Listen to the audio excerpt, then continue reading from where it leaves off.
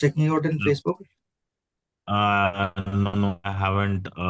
Because today the finishing of the means Ah, video and that app screen and all, it took near around 8 o'clock. yeah, understood. Uh, I haven't because today the finishing. Hmm.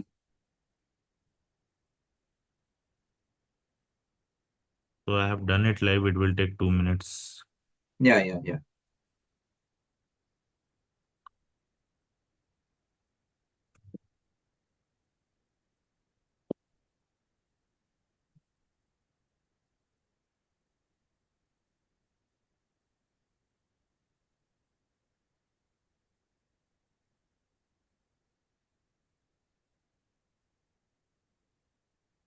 Hey, you are doing it on your laptop, office In lap. my phone, CB. In my phone, CB. Then, if you don't have any problem, then take the office laptop. Yeah, from next podcast I will do, CB. I'm dealing with my phone only. Yeah.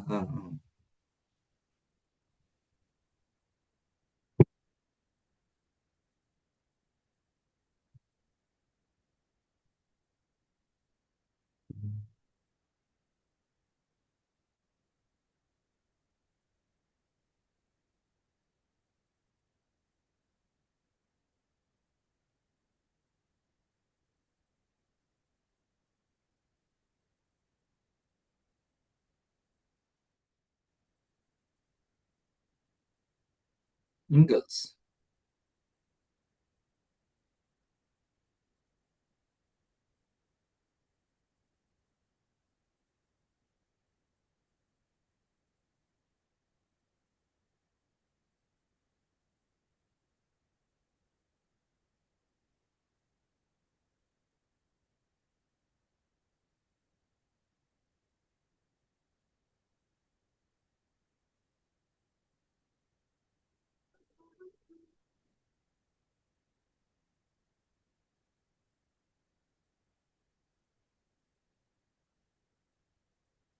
CB, doctor is in waiting room.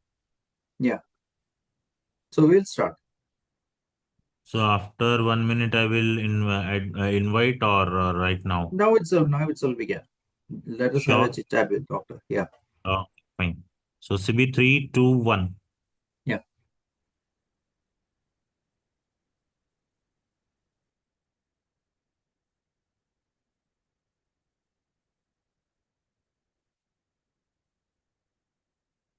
Hello, doctor. Oh, hello. How are you? Yeah, very well, very well. How are you doing, doctor? I'm doing very well, thank you. Very good afternoon. Yes. And yeah, so we will be going live actually in YouTube, Insta, and Facebook. Yeah. Great. So just to inform you that. And the questions that we have sent, in that we are having two parts. Yeah. So basic Lyme, and about your book and your approach. Perfect. Yeah. So in the basic Lyme, we are having uh, already we are having a lot of informations, but a lot of misinformations are floating around. So my objective is, so from a experienced person like you, we want to see here, so that there is nothing, misconception is not there. Yeah. Easy enough. Yeah. So it is time, doctor, and we will go live. Okay, sounds good. Yeah. So welcome to Lyme Support Network podcast, hosted by Holistic Therapy Tribe. In each episode, we talk with someone from the Lyme community, like a doctor, warrior, coach, or an advocate, to hear their personal story and insights. Today, our focus is on a Lyme doctor. Our guest is Darin Ingels. Doctor is a leading expert on Lyme disease, naturopathic doctor, and author of Lyme Solution.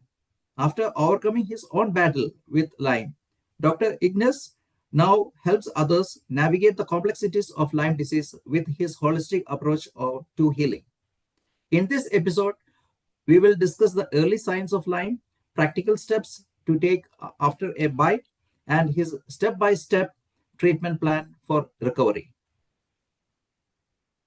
Dr. Ingels, welcome to your podcast. Great. Thank you so much for having me. So today's podcast is divided into two parts. In the first part, we will dive into the basics of Lyme disease, or covering essential information that everyone should know. In the second part, we will explore your book, The Lyme Solution, and discuss the key insights it offers to Lyme disease recovery. Great.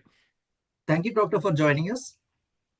So very basic question for a newbie. So who don't know what is Lyme. So basically, what is Lyme and how do people get it? Sure. So Lyme disease is actually due to a bacterial infection that's primarily transmitted through a tick bite, and it's a very specific kind of tick called the Ixodes tick. And when the tick bites you, it has this bacteria in its saliva, and then it gets into your bloodstream, and then can cause various type of symptoms. So, the classic Lyme symptoms that we typically think about is what's called an erythema migrans rash, or a bullseye rash. That if you've ever seen the logo for the store Target, it kind of looks like that, where you've got these concentric rings of red and clearing, red and clearing. That is a hallmark of Lyme disease. Another very unique characteristic is what we call migratory joint pain, where one day your right shoulder hurts, and then your left knee, and then your right ankle, and you get this joint pain, but it kind of seems to move throughout your body. But there's over 100 different symptoms associated with Lyme disease. It can cause headaches, joint pain, what we call neuropathy, which is like numbness and tingling, often in your hands and your feet, fatigue. That can cause mood changes, behavior problems. It can cause brain fog, cognitive impairment. And again, there's just a kind of a long laundry list of symptoms. But there's what we call acute Lyme disease and chronic Lyme disease. And people with acute Lyme disease are typically very sick. You can get very high fever. You can almost feel like you have a really bad flu. And often, people get these symptoms and they go to the doctor, and the doctor doesn't think to test for Lyme disease. And so they get sent home saying, well, you just have some mysterious viral illness and it'll just go away on its own. And often people don't get appropriate treatment at the time. And again, if it doesn't get treated in a proper time frame, it can become persistent. And then people go on to have chronic symptoms. Okay. So does everyone get a bullseye rash? If not, what else should you look for? Yeah, so the bullseye rash, according to the CDC, they say that 60 to 80% of people get the bullseye rash. If you look at the research, it suggests it's less than 40%. And those of us in clinical practice will actually tell you it's probably less than 20%. So for those who do get the rash, it's pretty much, and hands down, slam dunk, we know you've been exposed to Lyme disease. But more often than not, people do not get the rash. So as I mentioned earlier, when you start getting this, for me, the big red flag is when you get a collection of arthritic symptoms and neurological symptoms. The combination of two, there aren't too many things out there that cause both. So when people have, joint pain and muscle aches and body pain, but then they've also got, all these neurological symptoms of dizziness and headaches and brain fog, and all of a sudden they just, they can't remember things. That would be a big red flag that there might be something like Lyme disease. When do symptoms start after a tick bite? It can be anywhere from a few days up to several weeks. I have some patients where, as far as we can tell, they were exposed perhaps even months or even years earlier. It is possible to get a tick bite that carries Lyme. And at the time, if your immune system is very healthy and robust, you may never get any symptoms. We have pretty compelling evidence that the organism that causes Lyme, it's a bacteria called Borrelia. That Borrelia, again, can stay in your body in the dormant phase and potentially stay there for many, many months or even years. But when your immune system becomes compromised, then it becomes active and you start to become symptomatic. So again, if you look at the research, it suggests that symptoms after an acute tick bite can be anywhere from a few days up to 30 days. But again, in clinical practice, we've seen people where their symptoms don't start till much later. So we had a Lyme patient. They had around 8 years gap, and only after that they found it was tick. 8 years it was there. Well, and I think it's a very common problem too that again, when people again start to get this collection of symptoms, again, they go to the doctor, they see the specialist, they get blood tests done, they do MRIs, they do all these, other types of diagnostic things to try and figure out what's going on, but either they were never tested for Lyme or other tick-borne illnesses, or the timing in which they do the test wasn't right, and they Mhm. just missed that window where that test might be positive, at least according to conventional CDC standards. So again, underdiagnosis, misdiagnosis is extremely common. So if you find a tick on your skin, what are the exact steps to remove it safely? Yeah, so the old wives' tale of burning it off with a match and dousing it in Vaseline, please don't do any of that. It actually, if you kind of scare the tick, if you want to think of it that way, it might inject more of its saliva into your bloodstream once it's attached. So the proper way is to get a set of tweezers and put the tweezers very close to the skin where the head of the tick is embedded. Grab it gently, and you just want to pull straight up with gentle force. Over time, the tick will eventually let go. It can take several minutes sometimes to get the tick to get out of your skin. Don't just rip it off. Don't yank it out. You need to be a little bit patient with it. But if you just gently grab it, keep pulling, pulling, pulling, it'll eventually come out. And if you're able to pull the tick out, you definitely want to save the tick and send the tick out for testing.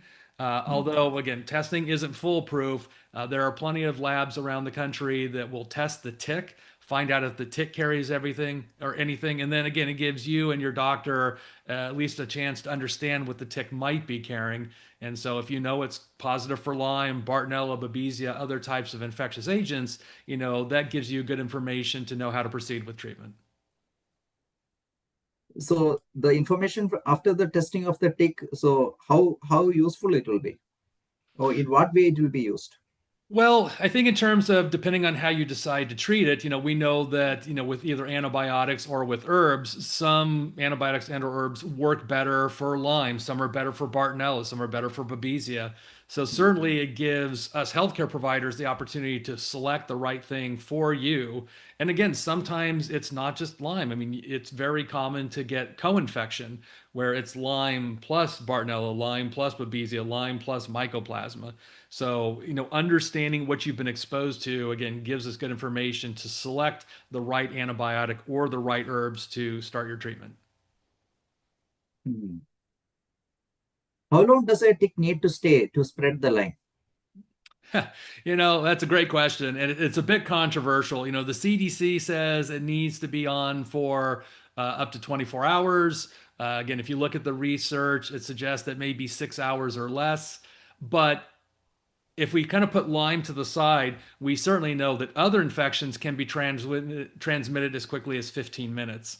So it's not even just about Lyme disease. Now, we also worry about all these co-infections. Bartonella can get spread faster. Babesia can be spread faster. So we know the sooner you can get the tick off you, the less likely you are to have a problem. But again, I don't know that we have any really good, reliable data for Lyme specifically. Again, it seems that it's certainly not 24 hours. It's probably much less than that. And it could be as little as 6 hours or maybe even less. So how reliable is blood test in the first 2 to 4 weeks after a bite? So the CDC criteria for blood testing, I think people need to understand that this test was never designed to be diagnostic. It was designed to monitor people who had known Lyme disease. So these are people who had the bullseye rash and all the classic symptoms. Back in the day when this test was developed, they wanted a way to monitor people over time. So if you look at the CDC's website, Lyme disease is a clinical diagnosis. It's based on your symptoms. It's not really based on lab work. So any doctor who's using the lab solely as a criteria to say you do or do not have Lyme disease, that's unfortunately not accurate. However, the sensitivity of the conventional testing, so what they do is what's called a two-tier test.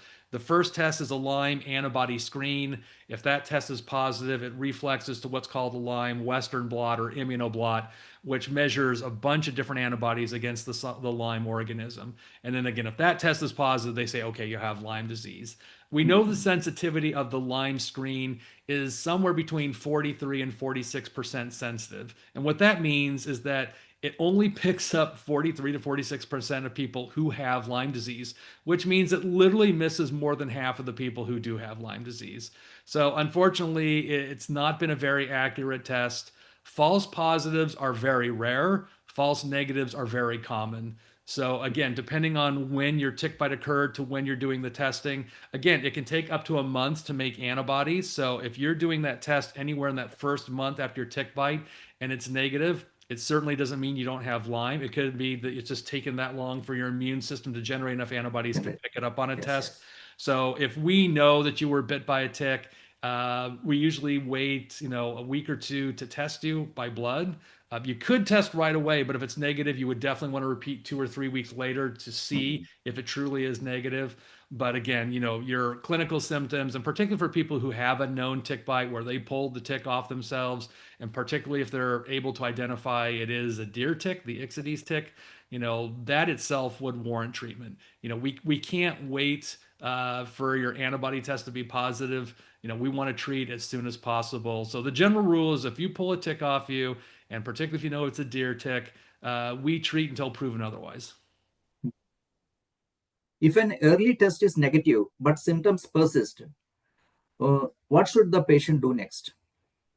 Well, again, we treat people, we don't treat pieces of paper. So if you've got clinical symptoms that suggest Lyme or one of these co-infections, the general rule is to treat, empirically. Again, if you've got evidence in paper that you've had exposure, which is all the Lyme test really tells you, then that would sort of add more credence to, warrant treatment. But again, we really base it on symptoms.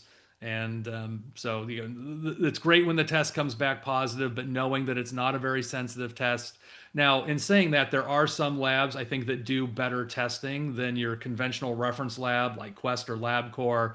So we've got labs like medical diagnostic labs in New Jersey, IGeneX and Palo Alto and Galaxy Labs. They all do much better testing. The sensitivity of their test kits are better, so you're more likely to get a positive result if you're using one of these specialty labs.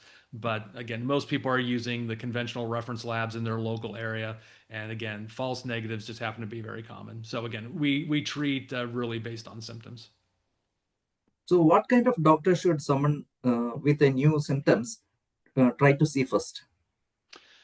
Well, I mean, ideally, you'd be able to go to your primary care doctor and they would do the proper workup. Depending on where you live in the world, I mean, I used to live in Connecticut, and for people who don't know, Lyme disease is named after Lyme, Connecticut. That's where they first Yeah. discovered it in the late 1970s and ultimately figured out in the early 80s. But again, if you live in the central part of the United States, where most of those states don't believe Lyme really exists, your doctor is probably not going to be very likely to look for it. If you live in New England or in the central part of the country, they're more likely. I mean, I lived in Connecticut for almost 20 years, and I've been in California now for about a decade. And I was shocked to learn that California doctors here don't look for Lyme disease at all. Yet, even the CDC says California is the fifth fastest growing state for Lyme disease in the country. So there's still a level of ignorance in the medical community about testing for Lyme disease and these co-infections. So if you are suspicious, I mean, you can always ask your primary care doctor to run a standard Lyme test through a regular lab. If it comes back positive, if it comes back negative and you're still suspicious, you're probably going to want to get in the hands of what we call a Lyme literate doctor, just a doctor that has a little bit more of an understanding of Lyme disease, the criteria for diagnosis, and they are more likely to get you the help that you need. Hmm. So, for early Lyme, what does an standard antibiotic treatment typically look like? Well, conventional treatment for acute Lyme disease is typically with antibiotics. The CDC recommends using either doxycycline, azithromycin, or amoxicillin, and that's really just for Lyme disease. And they'll recommend 14 to 21 days of treatment. We know that Lyme is an incredibly slow-growing organism, or Borrelia. Most bacteria in your body replicate every 10 to 15 minutes.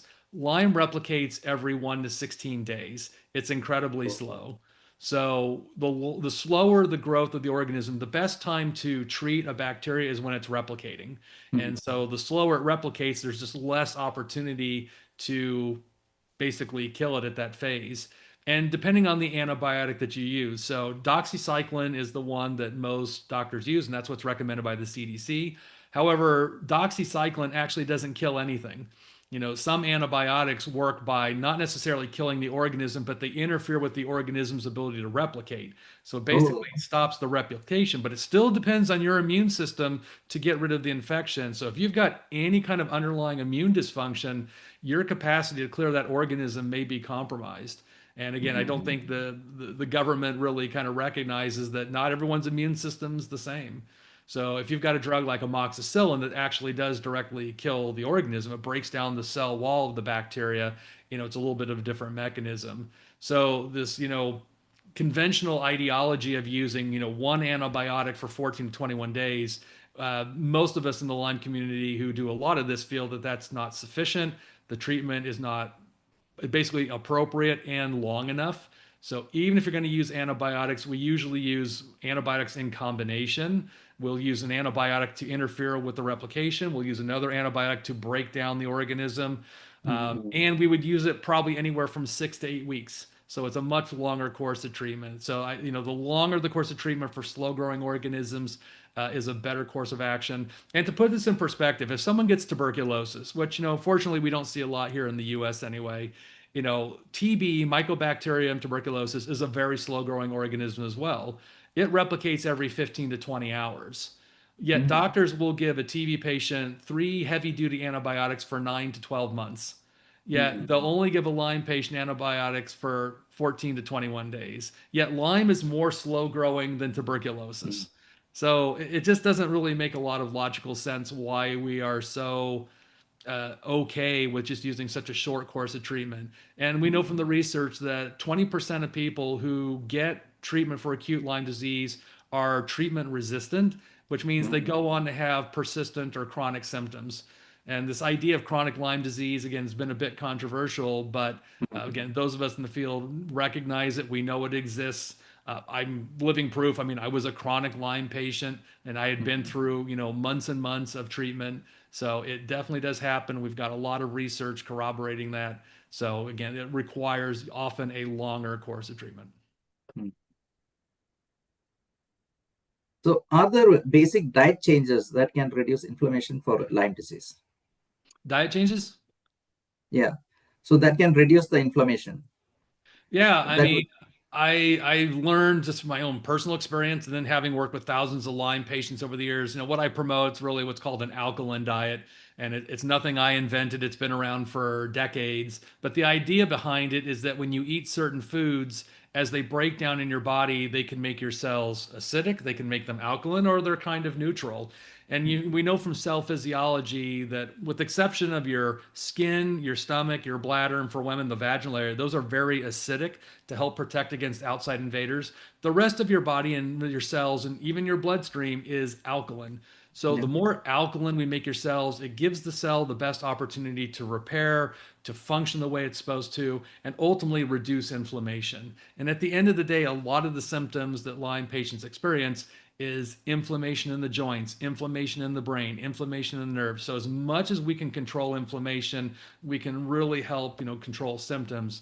And what I also like about an alkaline diet is that it's not a difficult diet for people to follow. It's not like, okay, you can't eat all these different foods. It's really about being selective of the kind of foods that you do eat so that we make sure that you're eating plenty of the foods that make your cells alkaline and really kind of staying away from the foods that make your body more acidic.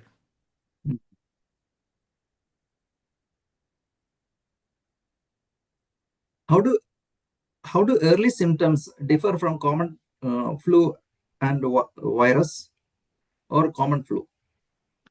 Well, again, there can be a lot of overlap. I think the wandering joint pain, that's a little bit different. People who get flu tend to get muscle pain, more like in the belly of the muscles, kind of if you push on the middle of your arm, your thighs, that kind of hurts. Where Lyme tends to be a bit more specific for the joints. Your joints hurt when you move.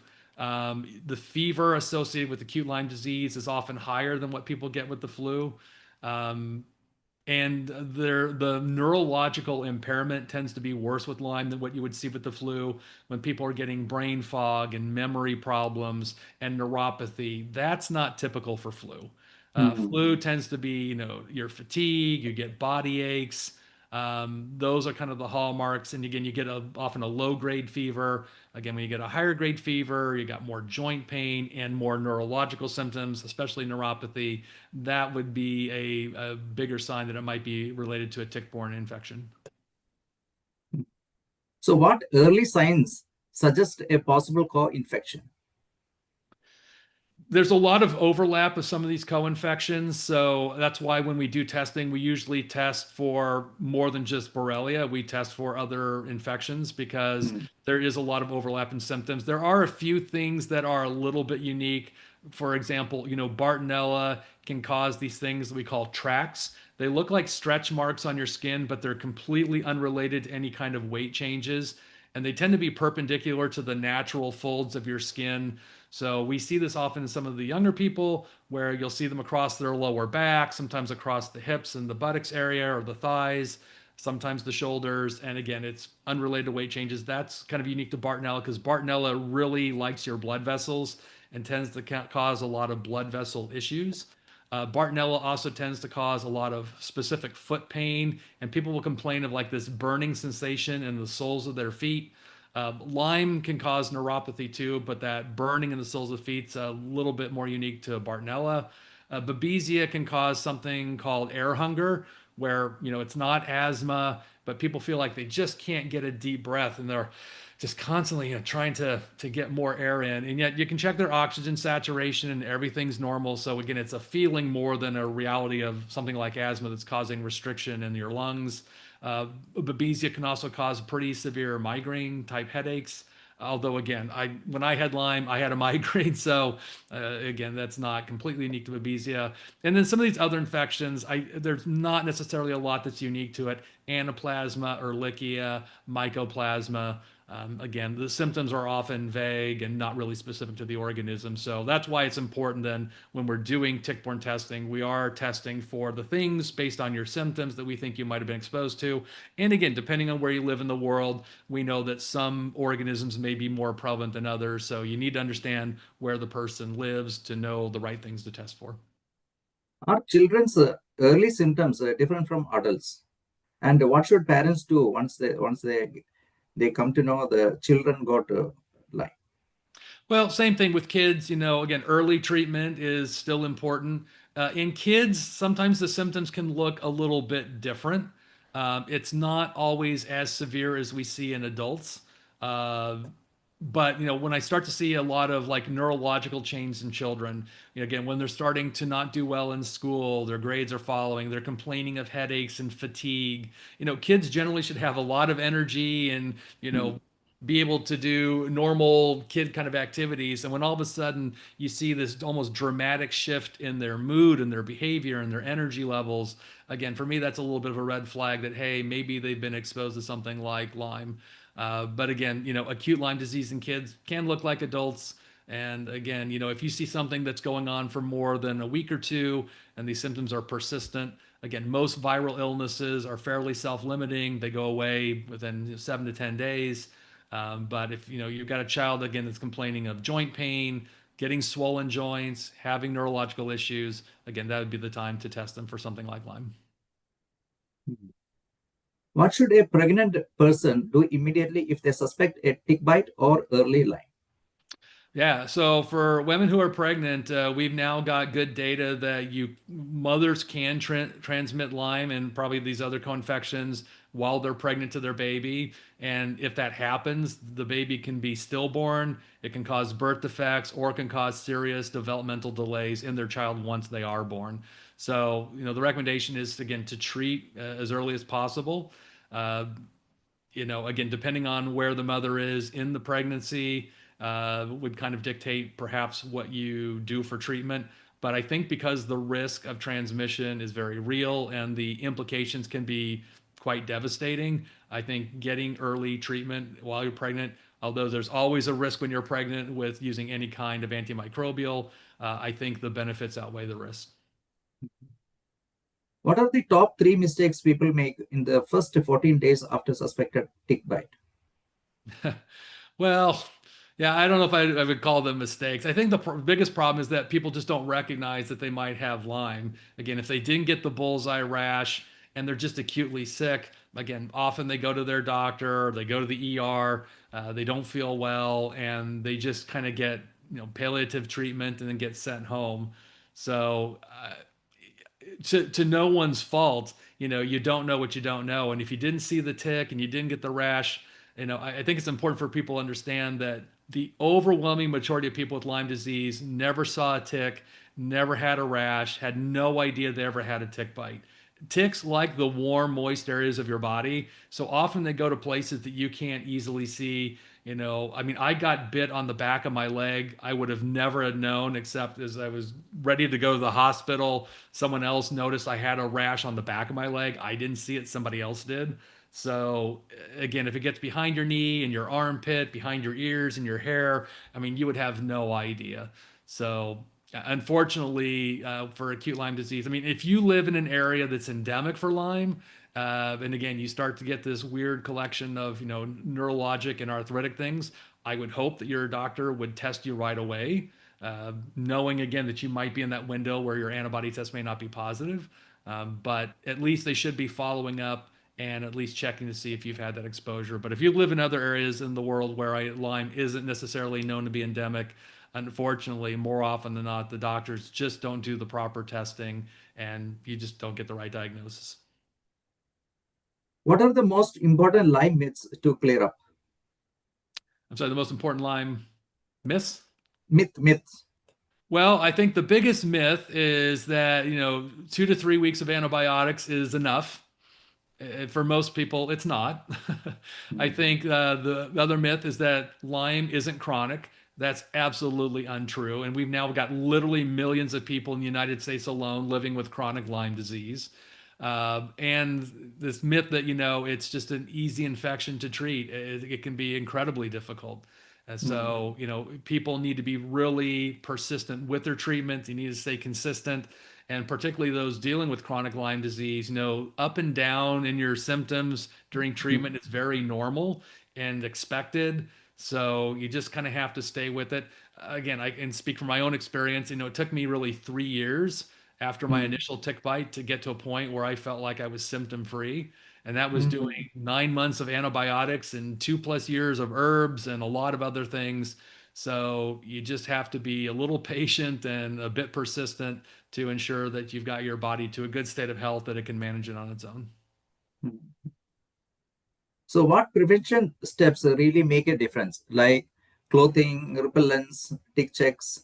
So, which one is Well, I think one of the best things people can do, again, particularly if you live in a Lyme endemic area, we've got research that if you spray your shoes and socks with a chemical called permethrin, permethrin is very toxic when it's wet, so you have to be careful when you apply it. You want to wear masks and gloves, be outside in the open air. But if you've got like a pair of shoes and some socks that you're going to dedicate to be your outdoor shoes and socks, spray them. Once it dries, it's actually very safe. But we know that by spraying your shoes and socks with permethrin, it reduces your risk of a tick bite by over 70%. And that's huge. Obviously, if you know you're going to be out in an area where there might be ticks, wearing long clothing to help protect the tick against, biting your skin. You can also use, there's some really great natural essential oil tick repellents that have things like, eucalyptus oil, thyme oil, clove oil, and usually it's a mix of all these different essential oils, but that's very safe to apply on clothing. You can apply it on your skin. It's safe for children and pets. So I'm in favor of using that, applying that, in addition to doing the permethrin treated shoes and socks. Again, you can spray it particularly in your lower part of your body because that's more likely where the tick's going to get entry to you. And then, yeah, doing tick checks, especially for kids, if they've been outside playing in the yard, when they get in, strip them down, check all the cracks and crevices of their body because that's where the ticks like to go, and just, make sure they haven't been bitten because, again, the sooner we can get a tick off, the less likely they are to have a problem. And then even around the house, you can do something called tick tubes. And you can make your own tick tubes. There's a lot of great YouTube videos on how to make your own. You can buy them off of Amazon and places like that, but you can put them around the house. And basically, it's a way of just trapping a tick, and it traps it, kills it, so it doesn't keep going around the yard to cause problems. So tick tubes, again, very inexpensive, easy thing to do to try and help protect against ticks. I don't find that spraying your yard for ticks is very effective.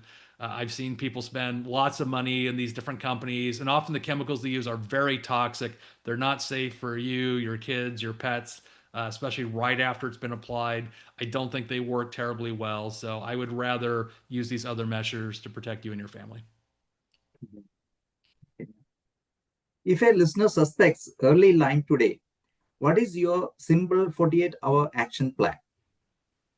Yeah, treat until proven otherwise. So, in my practice, we use a lot of herbs for people who might be concerned about using antibiotics because of what it does to your gut microbiome, what it can do to you, and other side effects.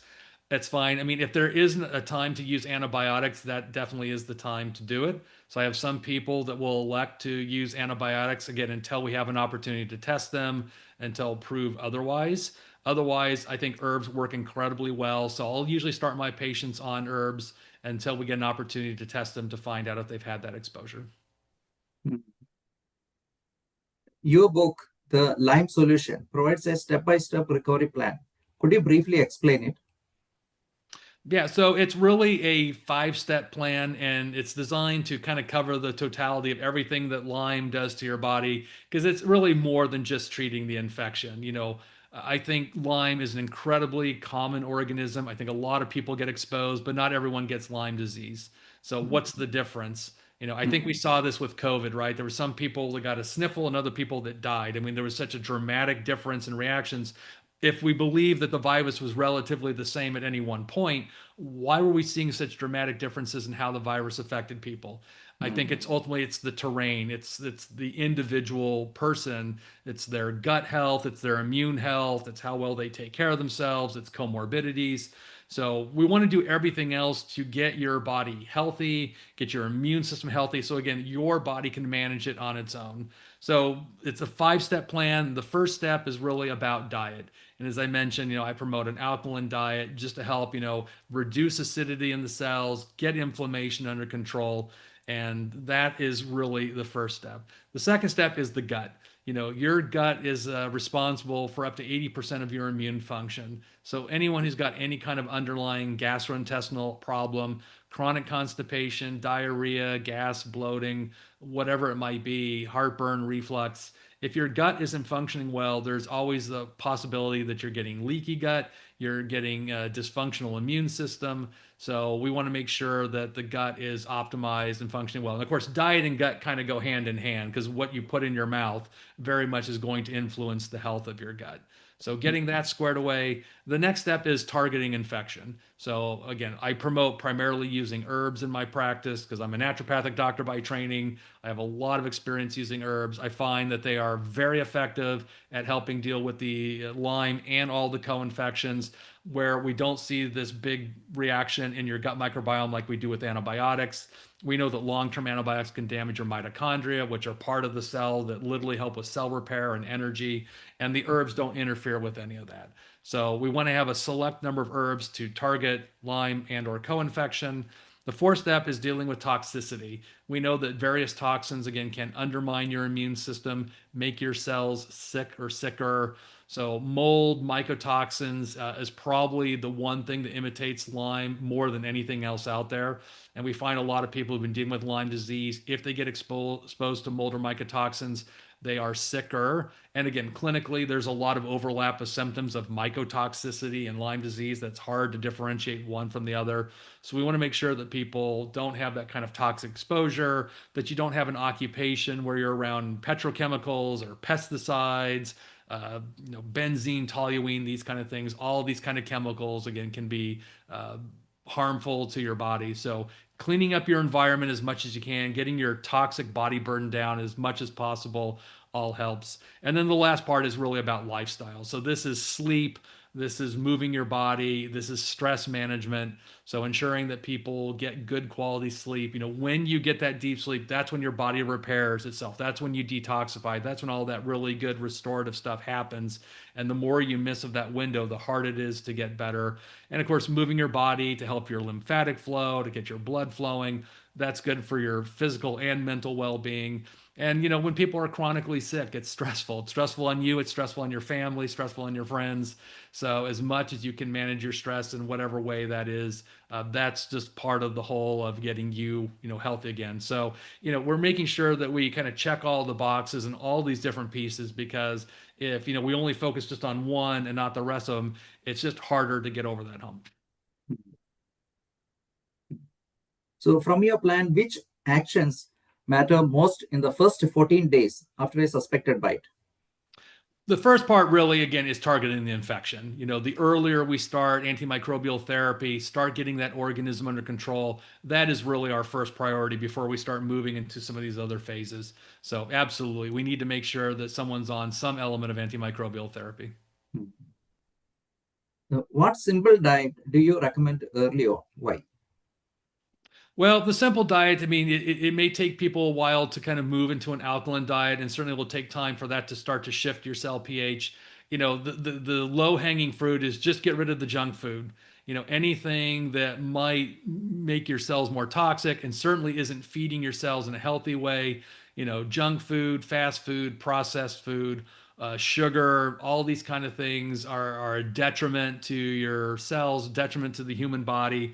So I would cut all of that out as quickly as possible. Make sure you're eating, organic as much as possible, whole foods, unprocessed foods. I mean, that's really the simplest, easy thing for people to do. Mhm. So gut health is a main focus in your book.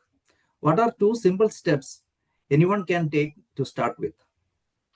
Yeah, I mean, if you've been dealing with any kind of gut issues, I mean, I'm always a fan of testing the gut to find out specifically what's wrong so that we're not just throwing a bunch of pills at you to see what sticks. But again, if you don't have the opportunity to do that, there's some very simple things like, glutamine is an amino acid that's very nutritive to your small intestine that can help with repairing leaky gut, which a lot of people have.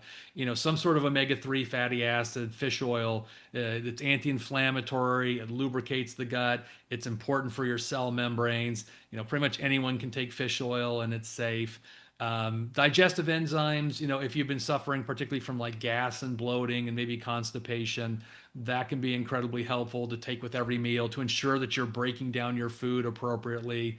Probiotics are, generally very benign for people. And again, feeding your gut with healthy bacteria can be very useful, not only in perhaps replacing what might be deficient, but also we know that probiotics are very important immune modulators. So a good probiotic can be very helpful too. So, what detox steps do you recommend for beginners? What is safe and what is not safe? Well, I think, detox should be something that people think about as a long-term thing and not something you just do for a few days.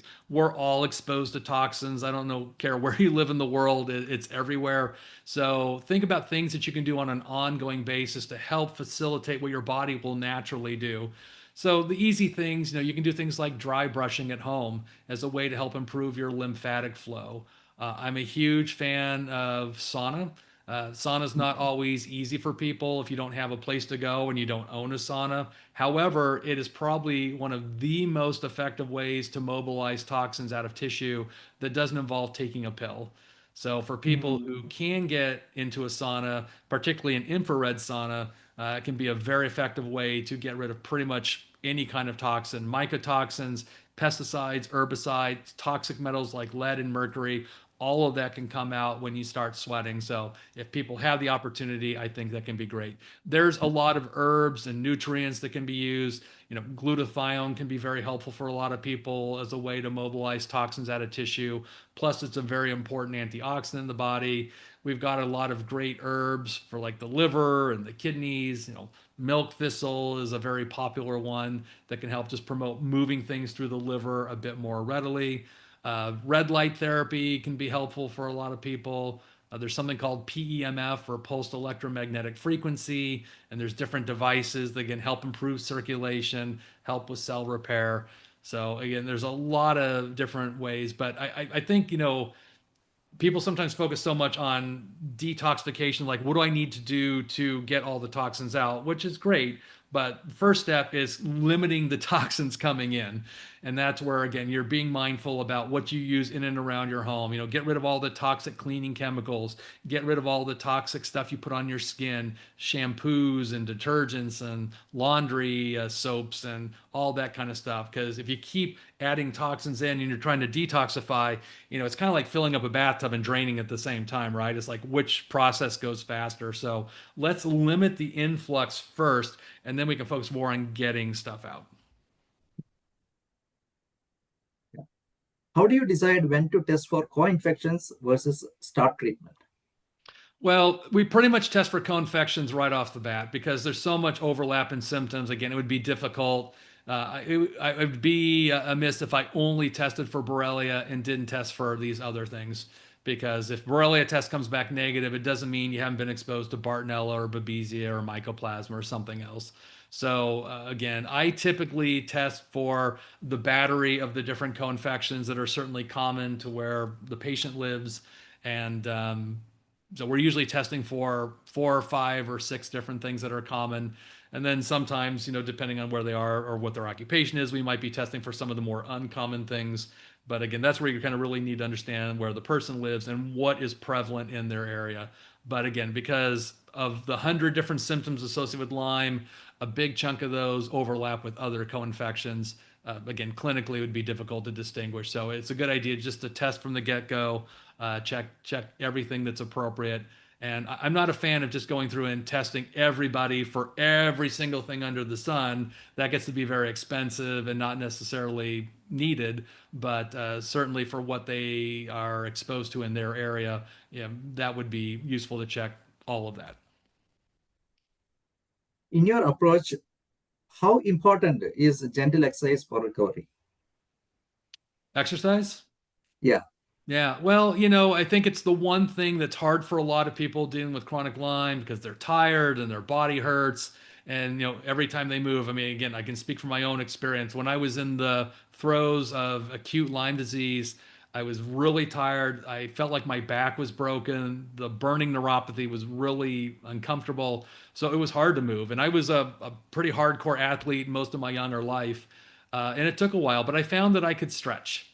And so, just sitting in front of the TV, stretching, I'm like, okay, well, it's still moving my blood. It's moving my lymph a little. It wasn't a lot, but it's what I could do at the time. And then as my energy got better, okay, now I'm walking around the house. Then I'm walking around the neighborhood. And, I eventually got to a point where I studied martial arts and I got a black belt in karate. So it took several years to get to that point, but start with what you can do. Any movement is better than nothing. And I think when people think of exercise, they think, oh my gosh, I got to go to the gym, I got to do like this big workout. And it doesn't have to be like that at all. Again, it can be as simple as I walked from the living room to the kitchen, I did a couple laps back and forth. Any movement helps. So I think about very gentle forms of exercise, things like yoga, things like Tai Chi or Qigong, stretching. It can be these very gentle, low impact kind of exercises, walking, swimming, whatever you have access to or whatever you feel like you can tolerate. The goal isn't to exercise to the point where you're wiped out for 3 days afterwards. The goal is, move your body a little bit. And then again, as you feel like you can tolerate more, you can kind of build that a tolerance so you can increase the duration, the intensity, the frequency as your body can handle it. But it's a very important part, I think, of recovery. I think it's good for your physical well-being. Certainly, it's good for your mental well-being. And it just gives you that confidence that, okay, yeah, I can do more, because it's so easy to get kind of stuck that, my body hurts, I can't do these things. And people are often surprised that they can do more than maybe they think they can. So what method do you recommend for patients to monitor their progress and know the treatment is working? Well, monitoring progress, I mean, unfortunately, it's a little bit subjective because we know that blood tests are not the best way to monitor your progress. So, Dr. Richard Horowitz has what's called the MS-IDS questionnaire. It's a multi-symptom, I forget what it stands for, infectious disease symptom. Anyway, it's a symptom questionnaire, but I'll have patients fill that out periodically because you live in your own body, and from day to day, sometimes it's like watching grass grow. It grows, it just grows very slowly, and sometimes you forget some of the symptoms you've had. So this is it's a free download off the internet. You can download the questionnaire. It's one page, and maybe once a month fill it out, and you can look to see, oh, okay, yeah, this was a little worse last month and now it's a little bit better. So keeping a diary of your symptoms might be helpful. The questionnaire is very easy. Again, with the understanding that having ups and downs is very normal. uh, don't get discouraged if you have a little backslide in your symptoms. I think when Lyme in particular goes through a replication phase, that's when you are more likely to be more symptomatic because now your immune system's kind of amping up to fight it. And that can happen for a lot of people every 3 to 6 weeks. So people often will see this pattern that I was doing a little bit better and then I kind of had this backslide and then I was doing better and I had a little backslide. But eventually the backslides, they don't happen as often. They're not as intense when they do happen. And if we're doing the right things over time, again, the backslides stop completely and we kind of just get forward progress.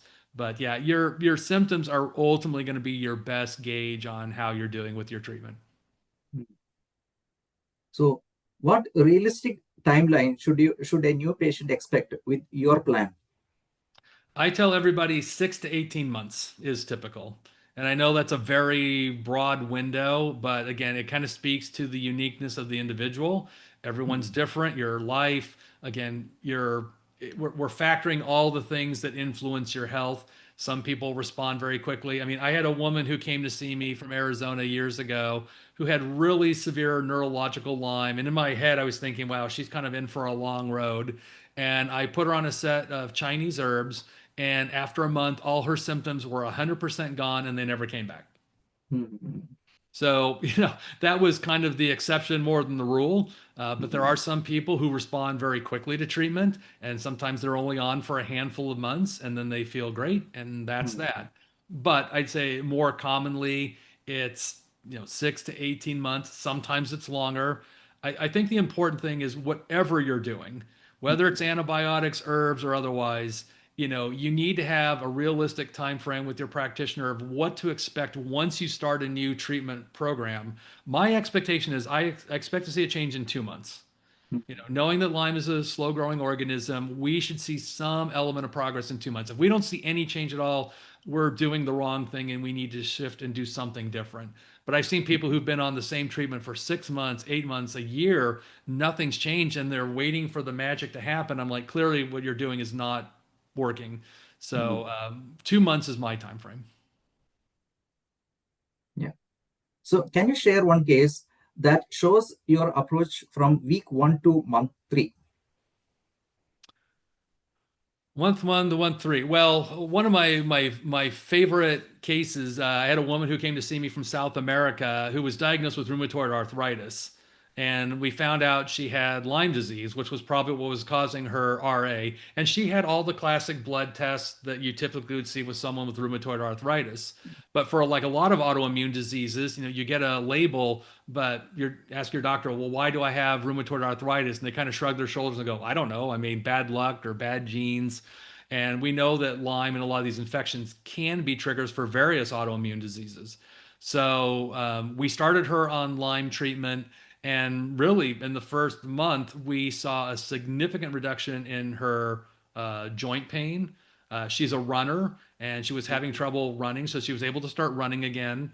And again, we started her on the alkaline diet, had her on the herbs. I put her on the same Chinese herbs that I was on that got me a lot better. We started a lot of other diet changes. I tested her for food allergies. We started dealing with her food allergies specifically. And over the course of, the next 2 to 3 months, I mean, she became a fully functional person again.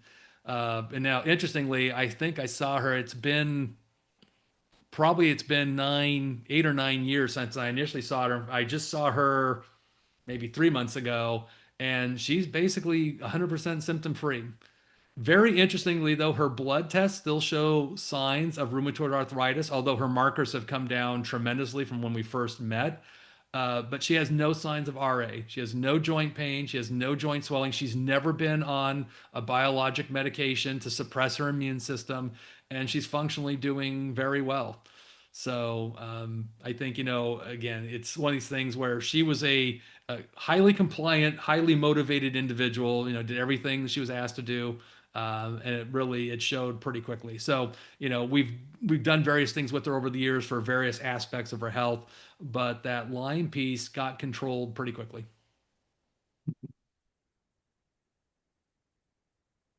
When do you recommend options like herbal protocols and LDN? And what factors guide you for that choices? So most of my patients are on herbs. Again, at this point, I've seen over 8,000 Lyme patients, and I've written probably 12 or 14 prescriptions for antibiotics. So most people get treated with herbs. I mean, that's for me, that's always a place to start. I think with herbs, what's really nice is that, like I said, they're less likely to have any negative side effect. They don't really damage your gut microbiome or your mitochondria. But herbs are complex chemically. They've got a lot of different constituents. So not only do they target the organism, a lot of these herbs are anti-inflammatory. They promote better circulation. They boost your immune system. So you might get 4, 5, 6 different actions of the plants that with the antibiotics, it just kills the bug, and that's pretty much it. So when we start mixing herbs together, again, we get a lot of different activity that they work very synergistically together. So again, most of my patients are on herbs. Low dose naltrexone, I use a lot of. I think it's a great therapy as an immune modulating treatment. Although they have yet to do any specific research on LDN and Lyme, I actually did write the chapter for the LDN network. They have a 2-volume book series, and I wrote the chapter on Lyme disease because I've used a lot of it. And it makes a lot of sense because we know it can help modulate the immune system for people dealing with chronic pain. Low dose naltrexone. Naltrexone, the drug, actually binds to opioid receptors in the brain briefly for 3 to 4 hours. And then once it comes off, it gets your body to release your own natural opioids, which are your body's natural painkillers. So most of my Lyme patients are dealing with some element of chronic pain, and this can be an effective way to help, modulate the pain as well as modulate the immune system. And also, it's very safe. They've done a lot of research on it. Outside of some people getting kind of weird, wild, vivid dreams on it, it's generally tolerated very well. And in our area, it's also a very inexpensive medication. So, given the safety, the cost effectiveness, I find it's about a 50-50 with people. 50% of the people it helps, 50% of the people it doesn't do anything. But I really don't get any complaints of any horrible major side effects. And I've had a handful of people that just don't tolerate it. But I think it's worth trying for a lot of people. So, what are the top 3 mistakes readers make when trying your plan at home? Well, I think the biggest mistake is the expectation that they're going to do it for a month and be done. That's not realistic. Again, be prepared to be in this for the long haul. Um, and it really is about the total plan. So maybe the second mistake is that they pick one part. I'm just going to take the herbs and expect that's going to fix all the problems. But again, if you've got underlying gut issues, underlying immune issues, if you don't fix that too, the herbs may not be as effective as it would be had you done all these other things. Um, and the third part, I guess, maybe would be if people are, yeah, I think if you're just trying to shortcut it, uh, I'm very specific, particularly with the herbs, of which herbs to use. And although on paper it might sound like, well, I don't want to use this company, I want to use another company. Every company makes things differently. And I've got the experience of using very specific companies, specific herbs. So in my book, I recommend very specific companies for that reason, based on my clinical experience. And I've had people like, well, yeah, I took cat's claw and it either didn't do anything or it made me worse. I'm like, well, which cat's claw did you use? Well, some company I've never heard of. Well, it may not be that cat's claw is not effective for you. It may have been the way that company made it. And of course, the supplement industry as a whole is generally not regulated very well. Again, as a professional, we have access to all the professional companies that do their diligence in their manufacturing. They follow what's called GMP, or good manufacturing practices, which is kind of the natural equivalent of an FDA process of getting a drug approved. So they ensure that what's on the labels, what's in the bottle, there's no contaminants, it's shelf stable, and all these kind of things. So the quality of your supplement matters.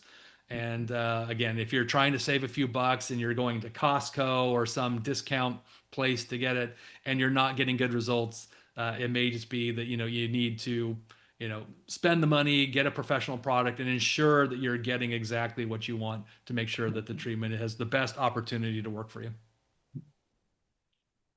Doctor, we are going to come to the end of this episode. So we are having our audience, and in that 80% of the audience is Lyme patients or Lyme warriors. So do you have any messages, or do you want some message or something to convey to them? Yeah, my biggest thing, if you're in the fight, again, you got to be sometimes your own best advocate. I've seen so many people that have been gaslit out there by other medical professionals that you don't have chronic Lyme, it's in your head, all these other nonsensical things, and it's very discouraging. So you kind of have to be like a dog with the bone and just stay at it, be persistent. And again, if you're finding things that are not working for you, Thomas Edison said, "I found 10,000 ways not to make a light bulb." It means you found a way that doesn't work for you. That doesn't mean that there's not a way that will work for you. So I have some people where we've tried 2 or 3 different treatment programs and it didn't really work, and it was the 4th one that was the right combination of what their body needed to move forward. So don't be afraid to try new things. Be wary about the really expensive things. What I find more often than not is that the really high ticket treatments that get promoted out there, and especially on social media, they're often the less likely things that are actually going to work for you. I've seen people go almost bankrupt spending thousands of dollars on treatments that are not either helpful, or they only give you very short-term benefit. Often the stuff that's less expensive is probably going to be the more effective. But make sure you're in the hands, if you can, a professional to give you guidance. My book was written for people who don't necessarily have someone to do that, so it's, I think, a pretty good guide of a DIY, do it yourself at home. But if you have the opportunity to work with a Lyme litter professional, I think it'll make your path much easier. Yeah. So that brings us to the end of this today's podcast. Thank you for joining us on Lyme Support Network podcast. So we hope Dr. Ingels' insights have provided you with clarity and actionable steps if you are facing Lyme disease. Don't forget to check out Doctor's book, The Lyme Solution, for a deeper dive into Doctor's healing approach. If this episode resonated with you, share with someone who might benefit. Be sure to follow us for more real stories from Lyme community. Until next time, stay strong, stay hopeful, and keep supporting one another. Thank you.